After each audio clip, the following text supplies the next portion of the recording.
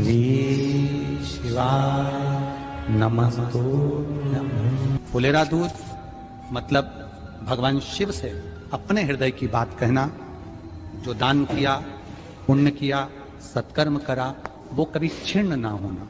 अर्थात सारे व्रत, सारे उपास, सारा दान मरने से पहले हो सकता है छिन्न हो जाए, और फुलेरा दूज का किया हुआ दान, पुण्य, सत्कर्म, भजन, कीर्तन कभी समाप्त नहीं होता। वो फुलेरा दूज। धतूरे की उस दिन बड़ी महत्वता रहती है। जो दुकान, जो व्यापार, जो व्यवसाय,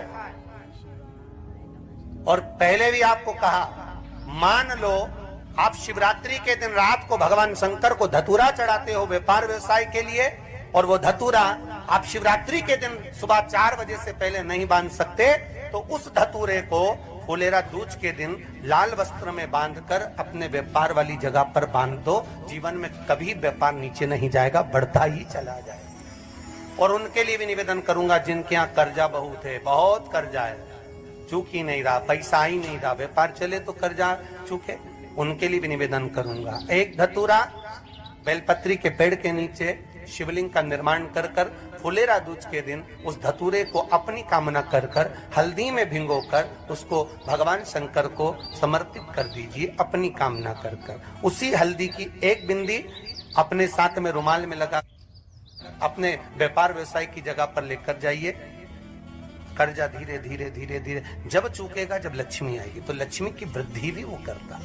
महाराज ये फुलेरा दूज के ऊपर शिवलिंग पर धतूरा पहली बार चढ़ाया गया तो फुलेरा दूज का दिन था। इसलिए शिव महापुराण की कथा कहती है, जिस दिन कोई मुहूर्त नहीं हो, कोई काम नहीं हो, उस दिन केवल फुलेरा दूज के दिन आप किसी भी दुकान का, व्यापार का, व्यवसाय का, जन्म का, आदि का कोई भी मुहूर्त कर लो, वो कभी ठप नहीं हो सकता, वो बढ़कर ही चलेगा।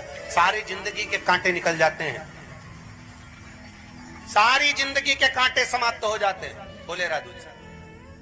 कहते हैं दुनिया में सब दिन का दान, सब दिन का पुण्य समाप्त हो सकता है, और फुलेरा दूज का दान, पुण्य, सत्कर्म, भजन, कीर्तन, नाम स्मरण समाप्त नहीं होता। घी शंकर के शिवलिंग पर चढ़ाने के बाद में उसी शिवलिंग का घृत, जहाँ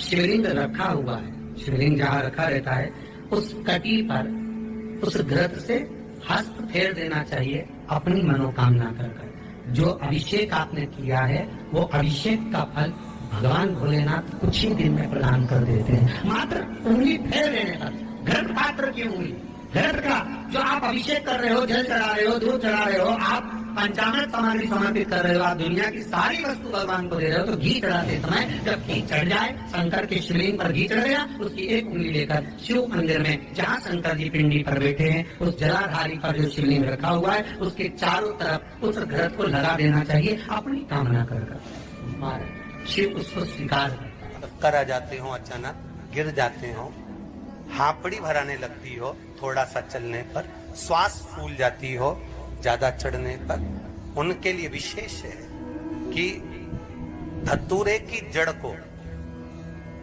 धतूरे का जो फल होता है उसकी जड़ महाराज निकाल कर, धोकर, उसको घिसकर शंकर भगवान पर उसका लेपन कर दीजिए। थोड़ी सी जड़ शिव जी पर चढ़ा दीजिए फुलेरा दूज के दिन। उस जड़ को पानी चढ़ाकर वापिस लेकर आ जाइए।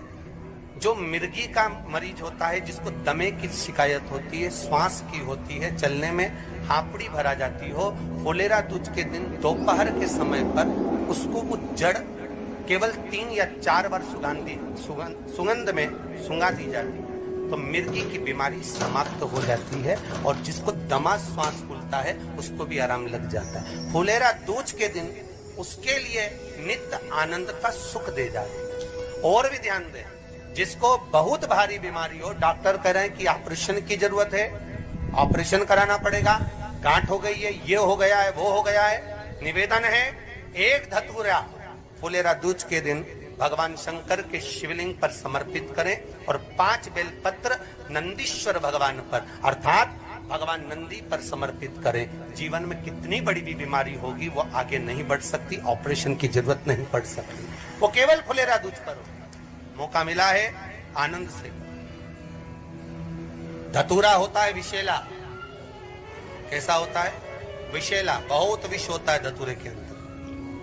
पर महाराज भगवान शिव को वो समर्पित किया जाता है जैसे पार्वती जी को लगा, जब कोई साथ नहीं दे रहा, पार्वती जी को लगा जब कहीं से सुख का अनुभव नहीं हो रहा, आनंद का अनुभव नहीं हो रहा, पार्वती जी ले गई धतूरा, पार्वती मैया ले गई उस बेलपत्र को शिव को। और प्रयास करना, अगर दुख है तो एक धतूरा समर्पित कर कर एक लोटा पानी अवश्य समर्पित कर। उनके लिए भी कहूंगा जिनको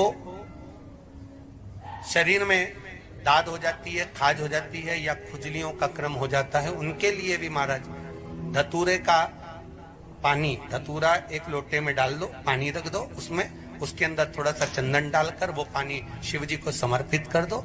वही पानी को लेकर आ जाइए और कुछ देर तक शरीर में लगाकर बैठ जाइए महाराज। वो केवल फुलेरा दूध का है महाराज, उसको शरीर में लगाकर थोड़ी देर बैठ जाइए, 15-20 मिनट तक। शरीर के अंतर्गत कोई वस्त्र ना हो, उस वस्त्र को उतार कर उसको लगाकर बैठ जाओ। 2.5 से 3 महीने में दांत खाज किसी भी चर्म रोग होगा वो धीरे धीरे समाप्ति की ओर हो जाएगा। महाराज फुलेरा दूध का महत्व शास्त्र कहता है, भले इसको छुपा कर रखा गया हो शास्त्रों के अनुसार, पर इसकी महत्व का, जिन लड़का और लड़की का विवाह नहीं हो रहा है, विवाह के लिए बहुत परेशान हो गए, उनके लिए भी 5 बेलपत्र, 1 धतूरा, 5 शमी पत्र अशोक सुंदरी वाले स्थान पर, चाहे मंगल हो, चाहे राहु हो, चाहे केतु हो, सारे ग्रह भले अनुकूल है नहीं है, प्रतिकूल है नहीं है, वो अपने अनुसार उसको लेकर शमी पत्र, बेलपत्र और धतूरा हाथ की हथेली में रखकर, जिसका मंगल विवाह नहीं हो रहा, बहुत कष्टप्रद है, हाथ में रखकर अशोक सुंदरी, अशोक सुंदरी का स्थान सबको मालूम है ना, भगवान शंकर की जलाधारी पर शिवलिंग, पार्वती जी का हस्त कमल, जहां से चरण जल नीचे जाता है, राइट भाग गणेश जी का स्थान, लेफ्ट भाग कार्तिकेय का स्थान। जलाशय में से, जलाधारी में से जो जल नीचे गिरता है बूंद बूंद, वो शंकर भगवान की 5 लड़कियां, जया, विषहरा, शामरीवारी, दो तली और देव।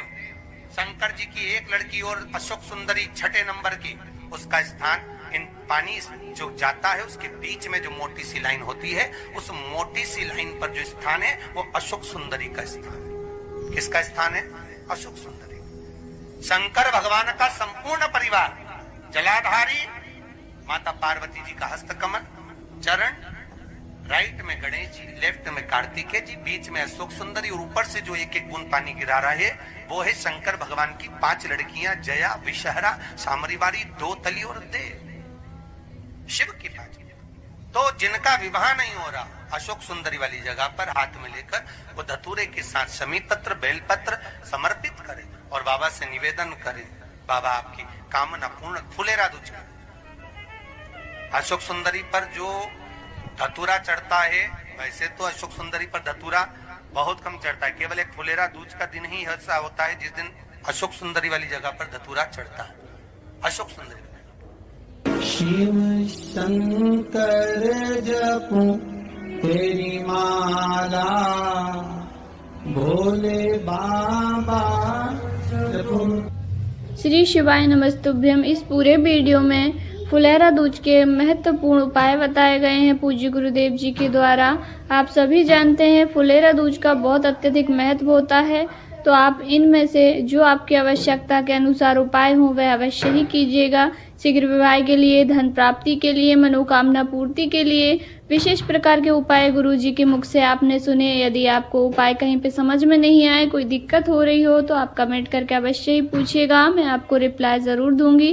वीडियो की जानकारी अच्छी लगी हो तो वीडियो को लाइक जरूर करें। कमेंट बॉक्स में श्री शिवाय नमस्तुभ्यम अवश्य ही टाइप करें। अशोक सुंदरी और दूसरी है देवसेना, ये दोनों बाल्यावस्था की रहती है, दोनों छोटी। बस देवसेना का सबसे बड़ा जो क्रम है वो एक प्रबल है कि ये अपने केशों से सेना तैयार कर लेती है और सारी सेना को एक क्षण में सम्मुख में प्रकट कर देती, युद्ध करने।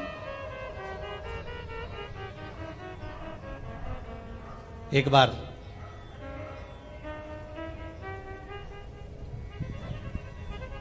महाराज इंद्र युद्ध करने के लिए जा रहे थे और इंद्र की धर्म पत्नी ने इंद्र से कह दिया था, मैंने सुन रखा है कि देवसेना के पास में आप जाते हो और देवसेना से जाकर कहते हो कि तू सेना भेज दे। इंद्र की पत्नी कहती है, स्त्रियों में थोड़ा सा ईर्ष्या का जो भाव होता है थोड़ा ज्यादा होता है पुरुष की अपेक्षा। पुरुषों में ईर्ष्या नहीं होती, पुरुषों में कंपटीशन भी नहीं होता ज्यादा, कि हो थोड़ा बहुत होता, हो थोड़ी ईर्ष्या पुरुषों में हो तो हो, पैसे होती नहीं है, पर स्त्रियों में ईर्ष्या ज्यादा होती है। ये कुर्सी पे क्यों बैठी है, हम आगे आगे क्यों बैठ गई, हमें भी बिठाना था, ऐसा हो गया वैसा। ईर्ष्या का जो भाव है वो नारी में स्त्री में थोड़ा होता है। सास अगर एक बहू को ज्यादा पूछ ले बड़ी वाली को तो छोटी का मुंडा भगोना हो जाता, और छोटी को पूछ ले तो बड़ी का मुंह भगोना हो जाता है। तो ये थोड़ी ईर्ष्या।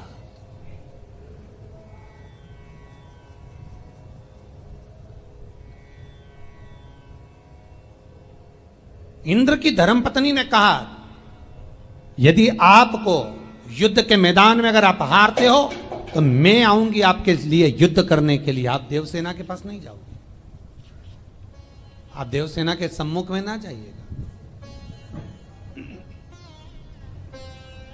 महाराज ठीक है। इंद्र की पत्नी कहती हैं कि आपको देवसेना के पास जाने की जरूरत नहीं है, और देवसेना के पास ना जाकर युद्ध में अगर आपकी हार होती है तो मुझे बुलाना, मैं सेना लेकर आऊंगी। महाराज शास्त्र कहता है जब इंद्र हारने लगे युद्ध को तब उन्होंने अपनी पत्नी को बुलाया। जब पत्नी को बुलाया, खबर पर खबर पहुंचा दी, पर इंद्र की पत्नी नहीं आई। फिर खबर पहुंचाई, इंद्र की पत्नी नहीं आई। बारंबार इंद्र खबर पहुंचा रहे हैं कि सेना हार चुकी है। धर्मपत्नी ने कहा था मुझे बुलाना, जाओ आइए। होता है कई बार स्त्रियां कह देती है, पत्नी पति से कह देती है, मैं सब कर दूंगी ना, तुम मुझसे तो बोलो, मैं तैयार बैठी हूं सब करने के लिए। और जब करने का टाइम आता है तो मालूम पड़े छत पे जाके आराम से बालों में मेहंदी लगा के बैठी रहे। करने का जब समय आए तब, और पत्नी कहे मैं हूं ना, मैं कर दूंगी ना, मैं हूं, मैं सब कर दूंगी, तुम मुझसे तो बोला करो, मैं करूंगी। क्यों अपनी मम्मी से बोलते हो, क्यों भाभी से बोलते हो, क्यों बहू से बोलते हो, मुझसे बोलो। अब पति ने सोचा चलो इससे ही बोल देंगे।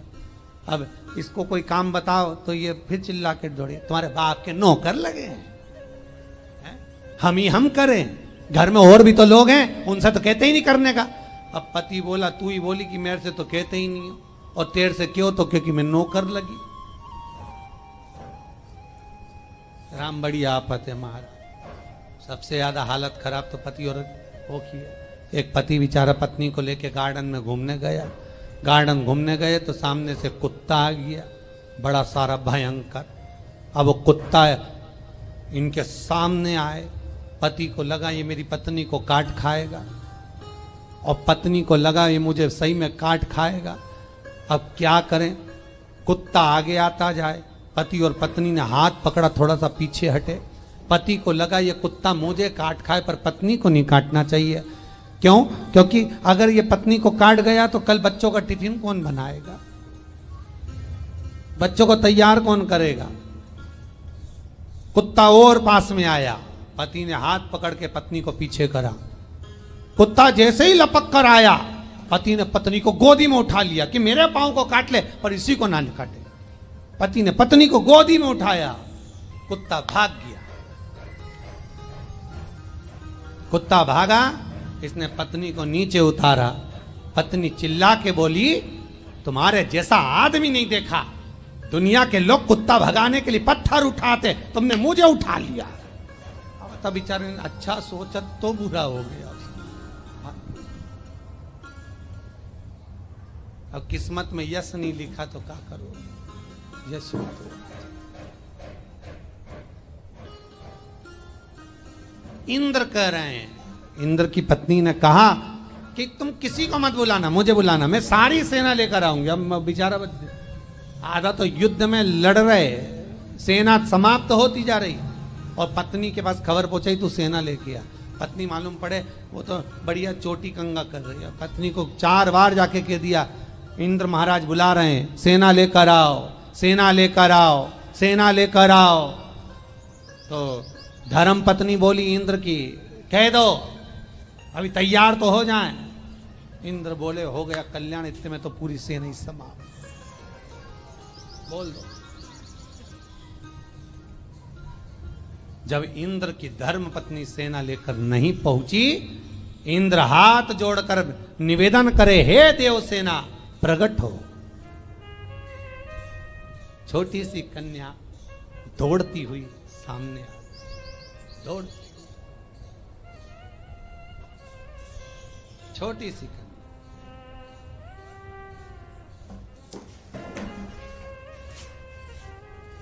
और वो कन्या दौड़ती हुई सामने जब आकर खड़ी हुई, इंद्र ने कहा देव सेना जी कृपा करो, सेना समाप्त हो गई है, आप सेना का निर्माण करिए।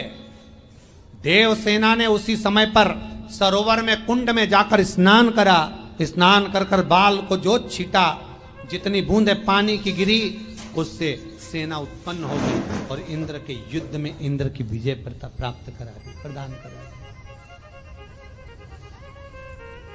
शिव कृपालु की दया इतनी थी महाराज,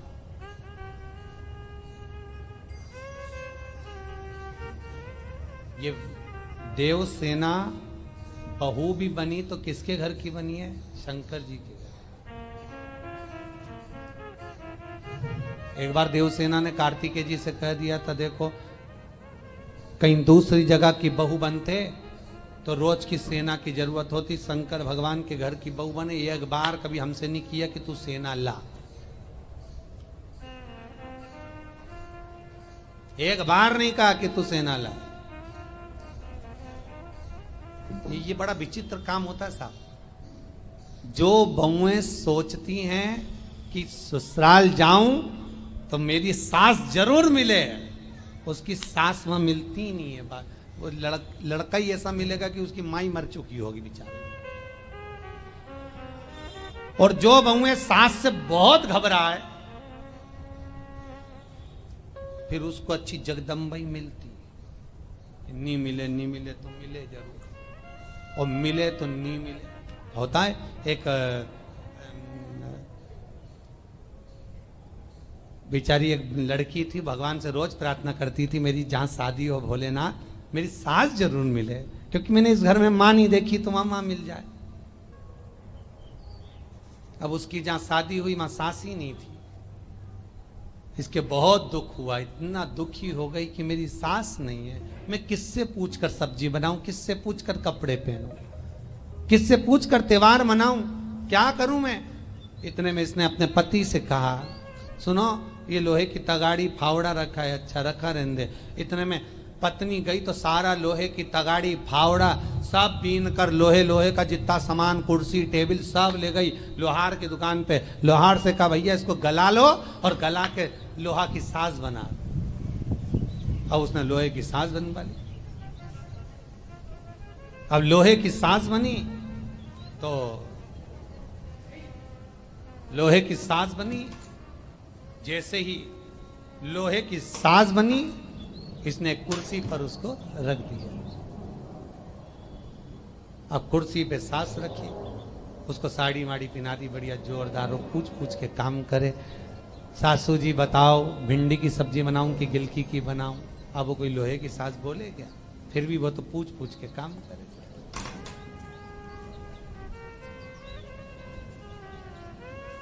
सारा काम पूछ पूछ के कर रही हो। एक दिन पति आया, पति ने पूछा क्यों, यहाँ लोहे की तगाड़ी रखी थी, फावड़ा रखा था, गेती रखी थी, लोहे का सामान कहाँ गया। पत्नी बोली वो तो सब में गलवा के सास बनवा लाई। पति ने कहा पागल मूर्ख, जब घर में सास नहीं थी तो बनाने की क्या जरूरत थी। इसने धक्के मार कर निकाल दिया। कहां है सास? वो देखी लोहे का पुतला, उसको भी फेंक दिया। निकल जा घर से, अब आने की जरूरत नहीं मेरे घर में, जा। धक्के मार कर निकाल दिया। ये अपनी सास को गोदी में लेकर चली, रोती जाए। अब कहां जाऊं इतनी अंधेरे में, घर भी नहीं जा सकती मायके, क्योंकि अंधेरा बहुत हो रहा है। क्या करूं? घर के बाहर एक पीपल का पेड़ था, उस पर चढ़ गई सास को लेके ऊपर। अब सास को लेके ऊपर चढ़ी। रात को आकर चोर आए तो नीचे बैठ के माल बांट रहे थे, हिस्सा सोना चांदी सब इतना सारा। इसको आ रही थी नींद। नींद के झोंके में हाथ में जो सास रखी थी लोहे की, वो टपक गई नीचे। जैसी टपकी वह लोहे की सास सोने पे गिरी, गिरते से ही सबके सब घबरा गए। चोरों ने सोचा पुलिस वाले आ गए, भागो जल्दी से। सब सामान छोड़ के भाग गए। इसको लगा कि सास नीचे गिर गई। नीचे गई तो सास तो सोने पे पड़ी थी। इसने तुरंत कहा, बारी सासू कितना माल दिया तूने, और पोटली बांध बुंदा के लेके सास को बाजू में दबा के पहुंच गई। दरवाजा बजाया, दरवाजा तो खोलो, ए जी। पति आकर बोला, फिर आ गई? अरे देखो तो सास ने कितना दिया। जो देखा, देखते से बोला, अंदर जाओ, अंदर जल्दी अंदर आओ। अब तो इनके गाड़ी ने बंगला ने खूब ठाट बाट हो गए। अब ठाट बाट इनके तो हो गए, पर जो पड़ोस में रहती थी ना, उसकी आफत हो गई। वो चिंता में ही मर गई। इसकी आज तक कहां से आ गया, इसकी आज तक कैसे। एक दिन इसने इसको चाय पे बुला लिया। क्यों री जीजी, पहले तो तुम्हारे इतना था नहीं, ये इतना सारा सब कहां से आ गया? अरे मेरी सास नहीं थी तो मैंने सारा सामान गला के लोहे की सास बनवाई। फिर मेरे पति ने धक्के मार कर निकाल दिया, मेरी सास को भी फेंक दिया। फिर मैं पीपल के पेड़ पे चढ़ गई। फिर आधी रात को मेरी सास नीचे गिर गई, सोना ही सोना मिल गया। अब इसने सोचा अपनी तो जिंदा बैठी है, इसकी तो मर गई तो इतना सोना दे रही, अपनी तो अंगूठी तक नहीं दे। इसने भी अपने पति से कहा, सुनो। पति बोला, हाँ बोल। सारा लोहे का सामान गलवा के सास बनवाऊंगी मैं। पति बोला, घर में अम्मा है तो सरी, तुम्हारी अम्मा को जान दो चूल्हा में। मैंने बोल दिया मैं सास बनवाऊंगी लोहा की।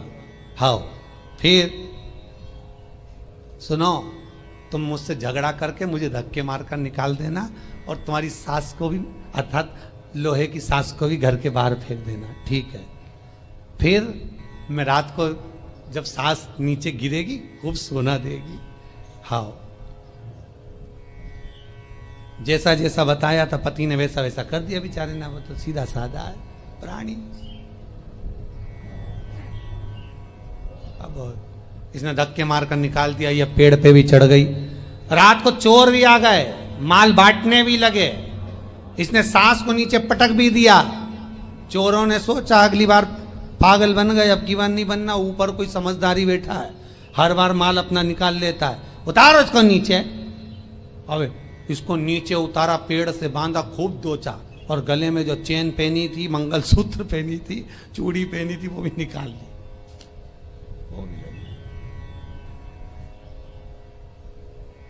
सब ईर्ष्या की जो वृत्ति है वो पनपने नहीं देती। ईर्ष्या की वृत्ति हमारी हमें पनपने नहीं देती, इसलिए ईर्ष्या से दूर रहे। महाराज, देवसेना छोटी सी कन्या, वो देवसेना शंकर जी के घर की बहू बनी, पर कभी सेना की जरूरत ही नहीं पड़ी। शंकर को क्या सेना की जरूरत?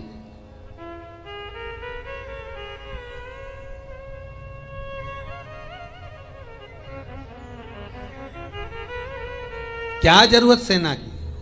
हां, जब तारकासुर के पुत्रों को, तारकाक्ष, विदुम्माली, कमलाक्ष की, इन तीनों को जब मारने के लिए भगवान सेना लेकर गए थे शंकर भगवान, तब 33 कोटि देवताओं को पशु बनाकर लेकर गए थे, तो शिव जी का नाम पशुपतिनाथ पड़ा था। बस एक ही बार शंकर भगवान सेना लेकर गए, उसके बाद कभी भगवान शंकर सेना लेकर नहीं गए। कभी भी शंकर युद्ध लड़ने के लिए जाते थे, शंकर भगवान कहीं पर किसी राक्षस का संहार करने जाते थे तो शिव अकेले जाते थे, सेना की जरूरत नहीं थी।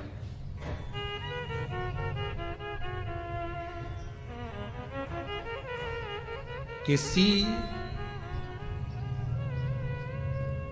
33 कोटि देवताओं की कथा निकाल कर देखना, सारे देवताओं को असुरों ने युद्ध के लिए ललकारा, पर शंकर भगवान को किसी ने युद्ध के लिए नहीं ललकारा।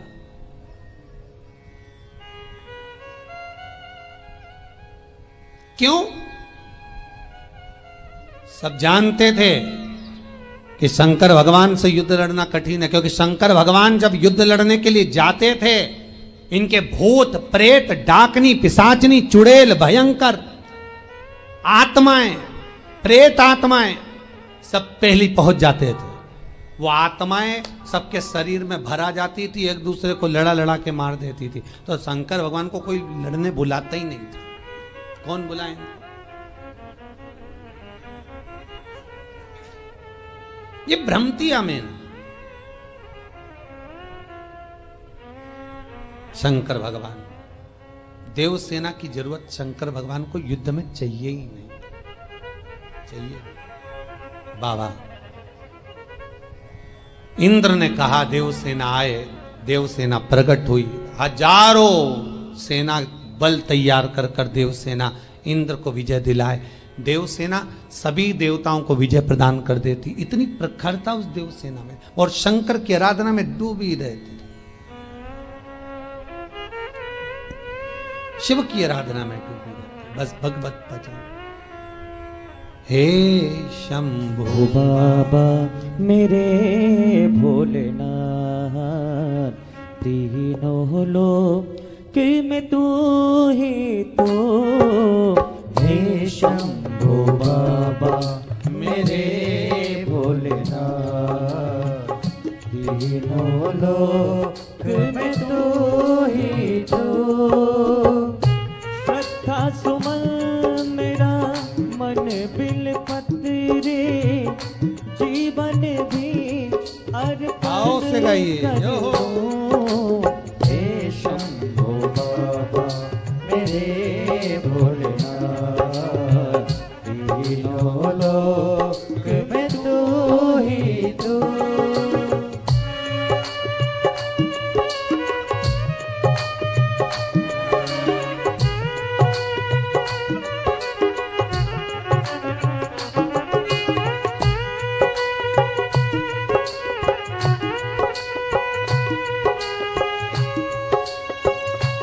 हर भोले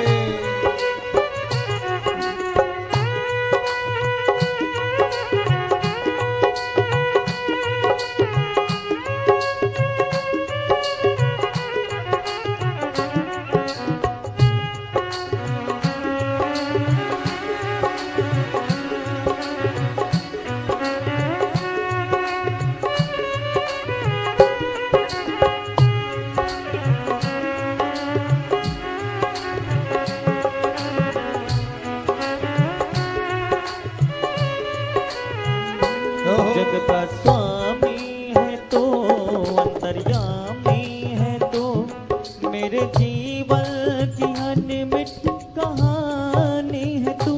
जग का स्वामी है तो अंतर्यामी है तो, मेरे जीवन की अनमिट कहानी है तू। तेरी शक्ति अपार, तेरा पावन है द्वार, तेरी पूजा ही मेरा जीवन आधार। तेरी शक्ति अपार, तेरा पावन है द्वार, तेरी पूजा ही मेरा जीवन आधार।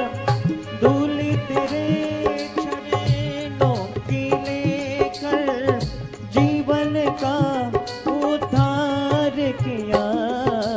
हे शंभो बाबा मेरे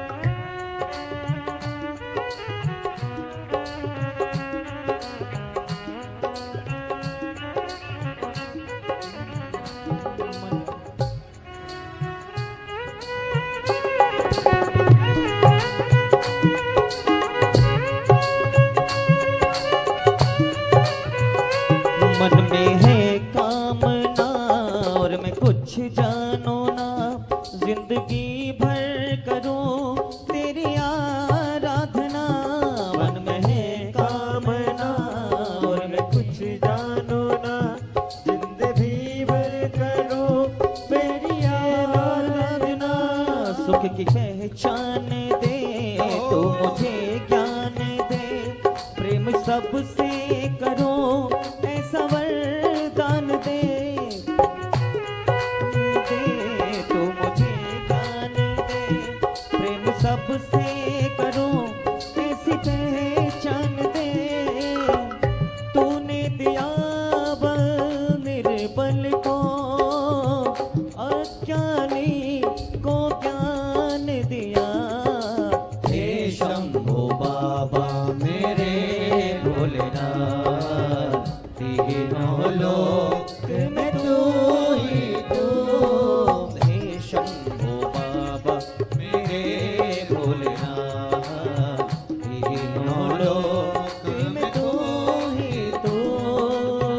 श्रद्धा सुमन मेरा मन बिल पत्रे, जीवन भी अर्पण कर दो।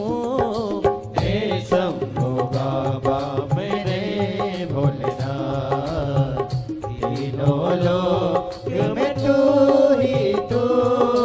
हे शंभो बाबा मेरे भोलेनाथ, तीनों लोक में तू ही तू। हे शंभो बाबा मेरे भोलेनाथ, तीनों लोक में तू ही तू। हे शंभो बाबा मेरे भोलेनाथ, तीनों लोक में तू ही तू। देवसेना सेना को तैयार कर कर जो अग्रण्य रखे वो देवसेना, कितना तप करा है देवसेना ने महाराज। कहते हैं कार्तिकेय जी की धर्म पत्नी देवसेना शंकर भगवान के पुत्र कार्तिकेय को प्राप्त करने के लिए, जैसे पार्वती जी ने जो तप करा उससे 1000 लाख गुना ज्यादा तप गंगा जी ने करा। पार्वती के तप से ज्यादा प्रबल तप गंगा ने करा है, प्रबल तप।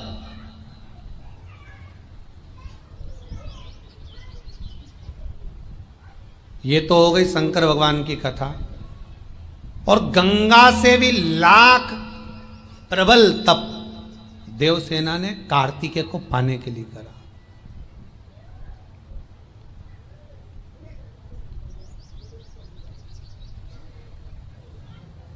प्रबल तप, और इतना प्रबल तप देवसेना करिए, शिव महापुराण के स्कंद पुराण में तो वर्णन किया गया और शिव महापुराण में भी वर्णन है, लिंग पुराण के अंतर्गत भी वर्णन है कि देवसेना केवल वायु ग्रहण करती थी नासिका के एक छिद्र से, और उसी छिद्र से वायु को छोड़ती थी, कुछ नहीं खाती, कुछ पाती भी नहीं, खाती भी नहीं।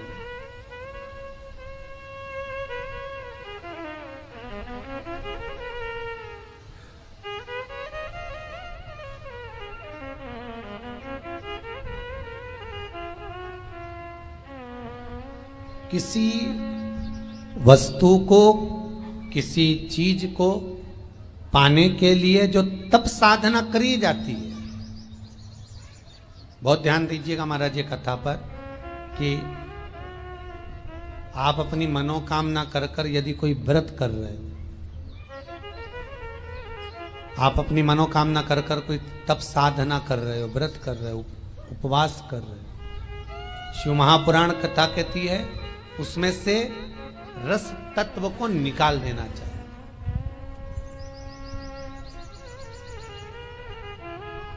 समझ में?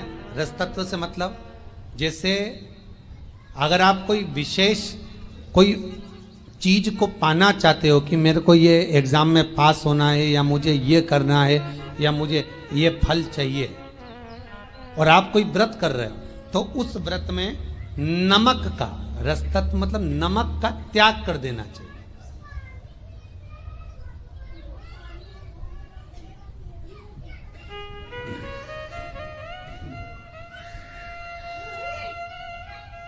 हमारे यहाँ विष्णु पुराण में जो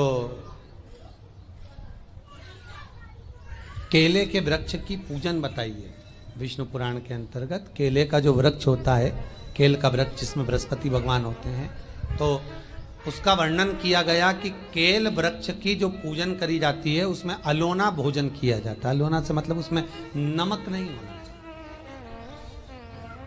उसमें मीठा पड़ा हो चल जाएगा, फीका होगा चल जाएगा, पर उसमें नमक नहीं डाला जाता। तो केवल विष्णु पुराण से मतलब नहीं है, यहां पर शिव महापुराण कहती है कि आप किसी चीज को पाना चाहते हो, आप कोई व्रत साधना तप कर रहे हो और उसमें आपको प्रबलता चाहिए और वो फल आपके हाथ में होना चाहिए, तो उसके लिए रस तत्व का त्याग हो।